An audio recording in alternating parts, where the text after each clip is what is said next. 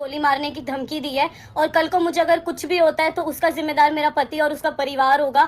और क्यों धमकी दी है? क्योंकि मैंने अपने बच्चे को मांग लिया सिर्फ इसीलिए। Hello everyone, welcome to informative bus. आज हम बात करेंगे एक ऐसे पर्सन की जो फेम और कंटेंट के पीछे किसी भी हद तक जा सकता है, चाहे इसमें उसके खुद की ही फैमिली मेंबर्स का यूज ही क्यों ना है। आरएस ठकराल और उसके प्रॉब्लमेटिक रिलेशंस।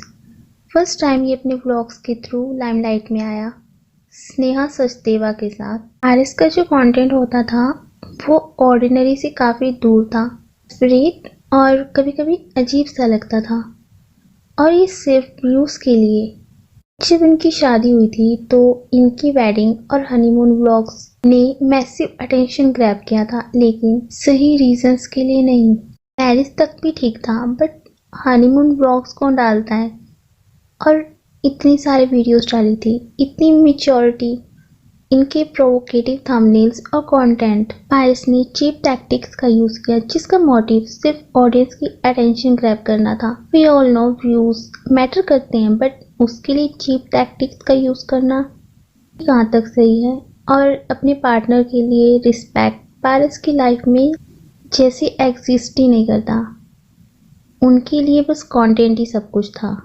पारिस की सेकंड मैरिज और उससे जुड़ी हुई कंट्रोवर्सी की वजह से फिर से ये लाइमलाइट में है। बट क्या आप जानते हैं कि ये कंट्रोवर्सी सिर्फ उनकी प्राइवेट लाइफ तक ही नहीं है, उन्होंने सब कुछ व्लॉग्स और वीडियोस के थ्रू शो कर दिया। आज हम पारिस की लाइफ के उन एस्पेक्ट्स के बारे में बात करेंगे जो उन्होंने अपने व्लॉग्स और वीडियोस में हाइड कर रखे थे, और उनके प्रॉब्लमेटिक बिहेवियर। तो सबसे पहले पारिस और उनकी फर्स्ट वाइफ स्नेहा के बारे में जान लेते हैं।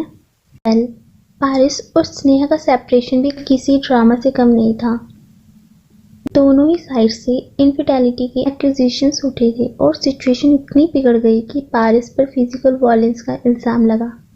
स्नेहा ने स्टोरी में अपनी ब्रूसेस का एविडेंस भी शेयर किया था। पारिस की फर्स्ट वाइफ स्नेहा सचदेवा ने उन पर डोमेस्टिक वायलेंस के सीरियस एलिगेशंस लगाए थे। स्नेहा ने अपनी वीडियो में दिखाया कि कैसे पारिस ने उनके साथ मारपीट की और उन्हें धमकी दिया करते थे। स्नेहा ने वॉइस रिकॉर्डिंग्स भी शेयर की जिसमें पारिस ने खुद माना कि उन्होंने स्नेहा पर हाथ उठाया था। स्नेहा और पारिस की जो मुलाकात हुई थी वो एक साथ काम करते हुए हुई थी। शादी के बाद उन्होंने अपने हनीमून तक की वीडियोस सोशल मीडिया पर अपलोड कर दिया था।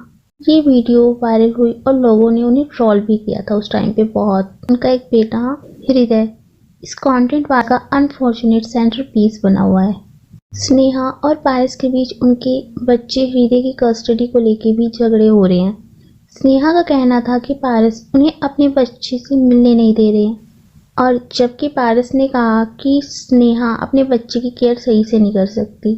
पारिस ने क्लेम किया कि लीगल डॉक्यूमेंट्स के थ्रू उसके पास फुल कस्टडी है अपने बेटे की, जबकि स्नेहा ने कहा कि उससे ये चीजें जबरदस्ती डॉक्यूमेंट साइन करवाई गई थी। स्नेहा के एक्यूजेशन के बावजूद कि उससे अपने बेटे से ही नहीं मिलने दिया जा रहा है, पारस ने एक अलग नैरेटिव निकाल दिया जिसमें उसने स्नेहा के डेस्परेट चैट एविडेंस दिखाए। रियलिटी हाउएवर एलिगेशन और काउंटर एलिगेशंस के बीच कहीं गायब भी कर दी गई है। अब सच क्या है झूठ क्या है ये तो उन दोनों को ही पता है।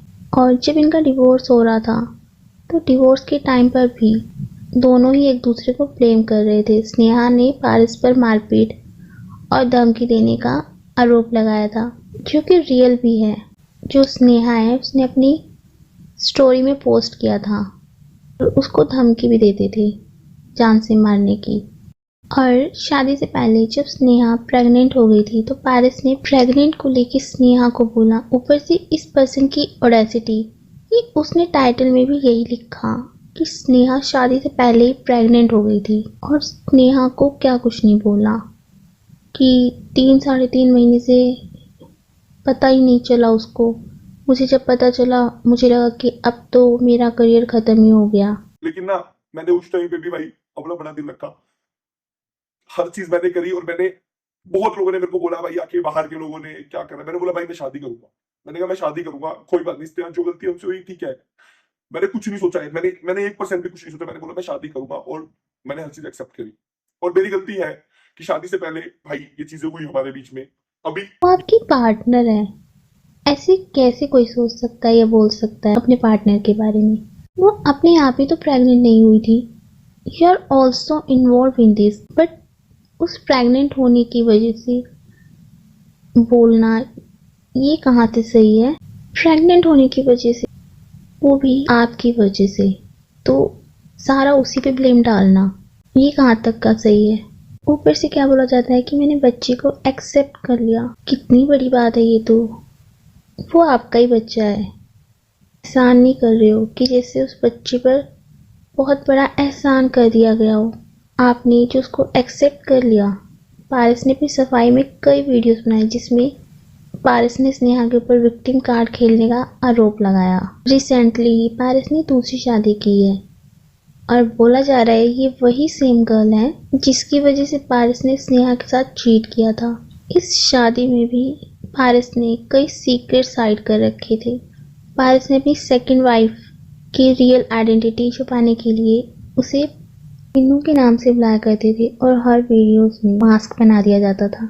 शादी से पहले ही वो अपनी सेकंड वाइफ के साथ कई व्लॉग्स बनाया करते थे, जैसे जब शादी की शॉपिंग करनी थी उससे रिलेटेड या एंगेजमेंट रिलेटेड, मतलब हर चीज से रिलेटेड उन्होंने वीडियोस बनाई थी शादी से पहले भी। बट सेकंड जो वाइफ थी उसकी रियल आइडेंटिटी को हाइड करके कुछ लोग ऑल फोटोज और वीडियोस को भी पॉइंट आउट कर रहे हैं जब उन्होंने नहीं बताया था कि दोनों एक ही है और वही पीनू है जो अभी वाइफ है उनकी सेकंड, उसकी आइडेंटिटी को हाइड कर रखी थी। बट जब लोगों ने नोटिस किया तो समझ गए कि जो वैशाली है वही पीनू।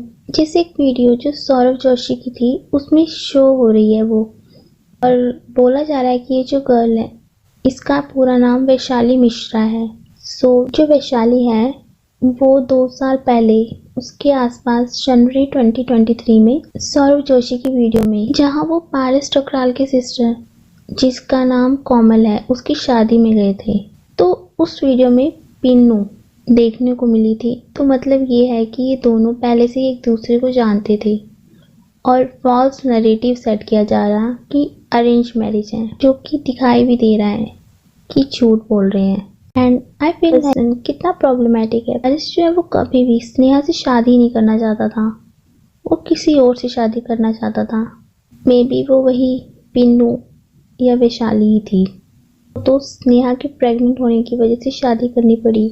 मतलब आपको बस टाइम पास करना था। अगर वो प्रेग्नेंट ना हुई होती तो आप शादी नहीं करते। तो ये चीज़ बॉदर करती है कि कैसे किसी के ट्रस्ट और इमोशंस के साथ आप खेल सकते हैं। ये लिटरली सोचने वाली बात है कि ये चीज़ सच में मजबूर करती है सोचने के लिए कि क्या सच में सोशल मीडिया पर दिखाने वाली हर चीज़ सही होती है, या फिर क्या पारस जैसा पर्सन वाकई एक अच्छा पति या पिता हो सकता है।